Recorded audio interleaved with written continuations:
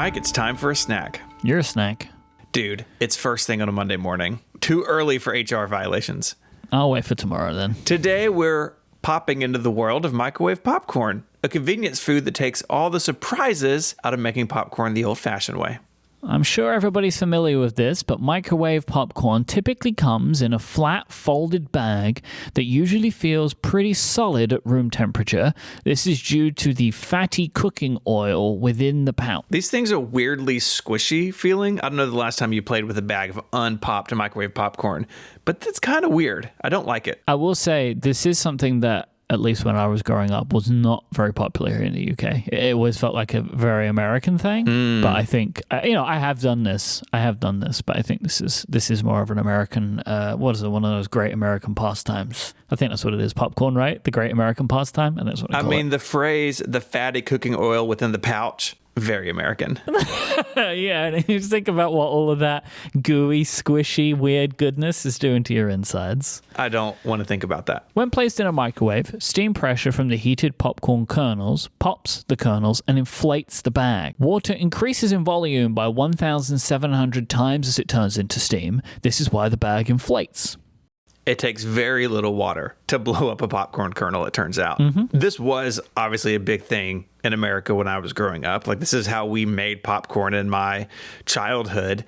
And it was mesmerizing as a kid. Like, your family would put it in the microwave. It would, like, spin around and heat up and pop. It was very exciting. Who even needs the movie?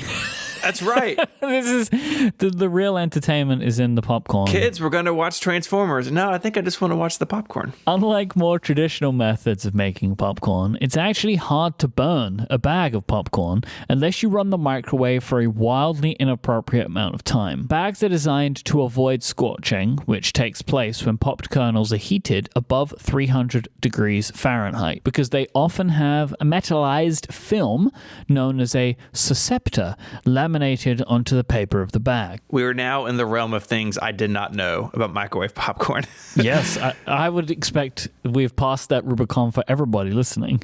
This metallic layer absorbs the microwave radiation and converts it to heat more evenly. In case of a bag of popcorn, this effect works to melt that gooey, flavorful coating so that the kernels are evenly covered before they pop, to help ensure the entire bag is as tasty as possible.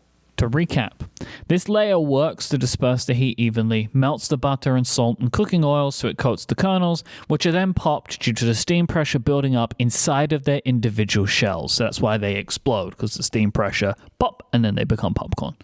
That's right. And sometimes you get unpopped kernels found kind of at the bottom of the bag. These most likely didn't pop because maybe the shells were damaged. If you think about a popcorn kernel, it's really a pressure vessel, and the water turning to steam increases in volume and then kind of blows them up.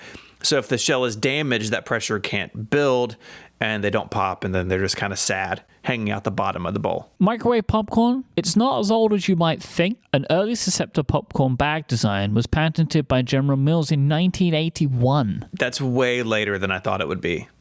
There's something about this which feels very 60s and 70s, but obviously that wasn't the case. I guess what was happening then was the ones you put on the stove, right? I guess that was before the microwave, I guess with the silver thing. I don't know this, I haven't looked this up, but that's just my assumption that that's how people made popcorn at home before then. It is later than I thought it would be, and you can see why it's so popular. Compared to more traditional methods, tossing a bag in a microwave is much faster and less messy, letting you start your movie night earlier with less fuss. Microwave popcorn feels like one of those food of the future things, like the pizza hydrator in Back to the Future 2, which I think about really a lot. All the time. To tiny pizza? Yeah. To the big pizza, it looked fantastic. I now want to tell you about the pillow of the future, Myke. Let me tell you, this is the pillow of my current. Mine too. And it's historic. That's been used around the world for a long time. We're talking about Hello, today's sponsor. Have you ever tried a buckwheat pillow? Well, we have, but have you, dear listener? They're totally different than fluffy, soft pillows that most of us are used to. It supports your head and neck how you want it to, unlike traditional squishy soft pillows, which collapse under the weight of your head. Soft pillows allow your neck to fall into a downward bend, adding uncomfortable pressure to muscles, nerves, and discs. I got a Hello pillow a long time ago. A family member took it away from me, And now that they've been back, I decided, you know what, I deserve one too. So I am a new and again Hello Pillow user, and it's awesome. My favorite thing about it is that it stays cool and dry. I'm one of those people like wake up and turn the pillow over, take the sheets off, take the sheets on. I'm always changing things up. And the Hello Pillow stays cool and dry because it doesn't absorb and retain body heat and moisture. And I don't want that in my pillow. I don't want my pillow to feel warm and humid. Buckwheat tends to breathe better, so no more flipping to the cool side. And if you're one of those people that uses two pillows or like fold your pillow in half in an attempt for better proper support, that's a sign that your pillow isn't firm or thick enough. Hello Support allows you to keep your head and neck where you want them. You can add or remove the filling from the zippered opening, so you can adjust the pillow and its thickness to your liking. People have been sleeping on buckwheat pillows for centuries and are popular in places like Japan to this day. You might also see them on the pillow menu at fancy hotels.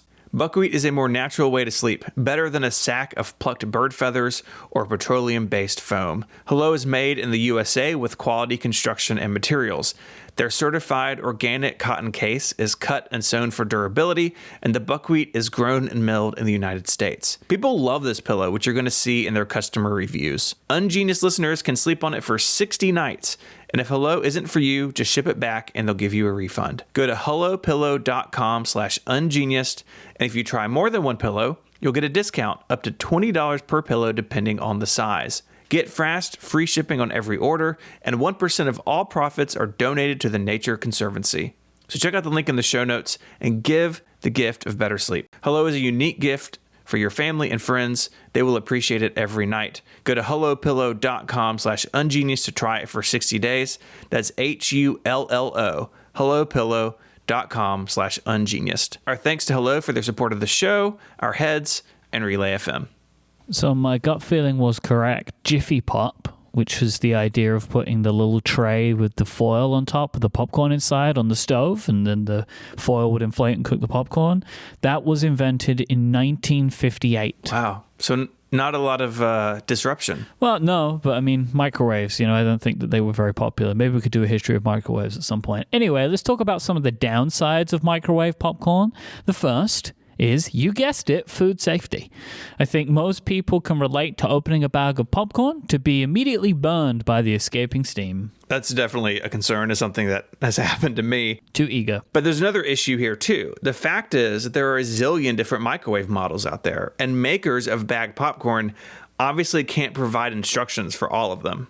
It's recommended that the operator always stays present when popping a bag of popcorn so that they can stop the process on the chance that they smell burning. It's also recommended to let the bag sit for a moment before opening to avoid that burny steam. There's also the matter of how long a bag should be cooked. Of course, most modern microwaves just have a popcorn button. On some models, this is just a preset timer and power level that's been programmed in. But on higher end, fancy microwaves, humidity sensors and or sound sensors, which are also called microphones, are used to end the cycle when the popping slows down, indicating that the bag is finished. There are concerns about microwave popcorn beyond food safety. The coating materials used in microwave popcorn bags can have negative effects on the environment. Chemicals such as PFCs have been found in some bags designed to help control moisture levels in the food. We're not chemists on this podcast, and some of this went over our heads, to be fair. But PFCs and other chemical compounds can damage the Earth's ozone layer, be toxic to animals, and contaminate groundwater. Some chemicals previously found in microwave popcorn bags have recently been banned in the use of food by the U.S. Food and Drug Administration. As a result of this, some people have returned to the older methods of making popcorn at home. That's what actually we do in our house, and it's a lot of fun. We use coconut oil and like whole kernels. It's nice to make a dairy-free option. We have this big thing that sits on the stove and has a big handle on it, and it like stirs it around. It's a lot of fun. Well, for maximum safety, I only eat popcorn in movie theaters. You want it prepared by a professional. Yes, I want a popcornist. Only. Thank you. Our thanks to listener Ruby for sending this in. If you want to read more about microwave popcorn, check out the links in your podcast player or on the web at relay.fm/ungeniused/207. There's a link there where you can send feedback in. Send us your favorite weird Wikipedia topic. It'll go on the list for a future episode. And Myke, until next time we get all steamy and poppy, say goodbye. Bye. Bye, y'all.